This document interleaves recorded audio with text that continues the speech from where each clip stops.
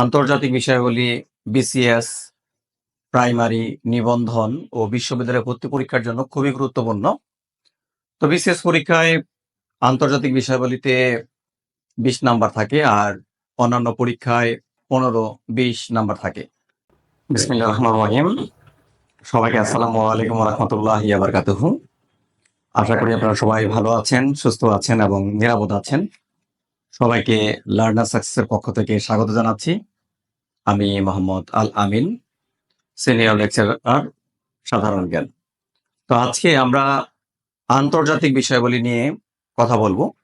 তো আন্তর্জাতিক বিষয়াবলী শুরু করার আগে আন্তর্জাতিক বিষয়াবলীতে কিভাবে ভালো করবেন সেই বিষয়ে আমি আপনাদেরকে একটু গাইডলাইন দেওয়ার চেষ্টা করব। প্রথমত, আন্তর্জাতিক বিষয়াবলীতে শুরু করার জন্য আপনি বিগত সালের প্রশ্ন দেখবেন। এখানে প্রশ্নগুলো হতে পারে আপনার বিসিএস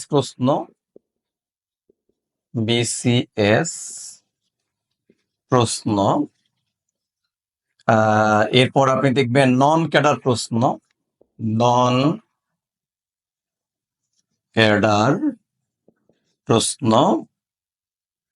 তা আসলে এটা তো সায়েন্টিফিক ব্যাখ্যা। কোরআন কি বলে? কোরআন বলে যে সূরা আন-নিসা 30 নম্বর আয়াতে আল্লাহ পাক বলেছেন অবিশ্বাসীদের উদ্দেশ্যে যে আমি আসমান এবং জমিনকে সংযুক্ত করে রেখেছিলাম। এমন এক সময় কি করেছি? আসমান এবং জমিনকে আমি পৃথক করেছি। এটি হচ্ছে সূরা আন-নিসার 30 নম্বর আয়াতে আল্লাহ পাক বলেছেন। তো এখান থেকে প্রশ্নটি যেটা আসে যে বিগ ব্যাং এই থিওরিটা কে দিয়েছেন? এই বিগ ব্যাং থিওরি দিয়েছেন আরেকটি ভাগের নাম হলো মধ্যপ্রস্তর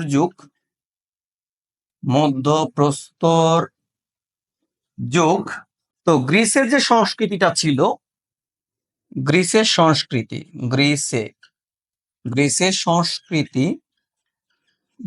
সংস্কৃতিটা কি ছিল? হেলেনিক সংস্কৃতি। আমরা আন্তর্জাতিক বিষয়াবলীর প্রথম লেকচারটি করলাম। আজকের টপিকটি হচ্ছে বৈশ্বিক ইতিহাস।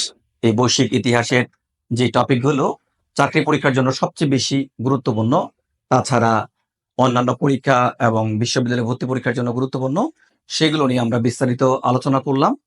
আর কোন টপিক থেকে কি প্রশ্নগুলো থাকতে পারে সেগুলো নিয়ে আলোচনা করলাম। আশা করি আজকের ক্লাসটি আপনাদের ভালো লেগেছে। আর ভালো লাগলে অবশ্যই লার্নার্স সাকসেসের সাথে থাকবেন। আজকে এই পর্যন্তই। সবাই আপনারা ভালো থাকুন, সুস্থ থাকুন। আল্লাহ হাফেজ।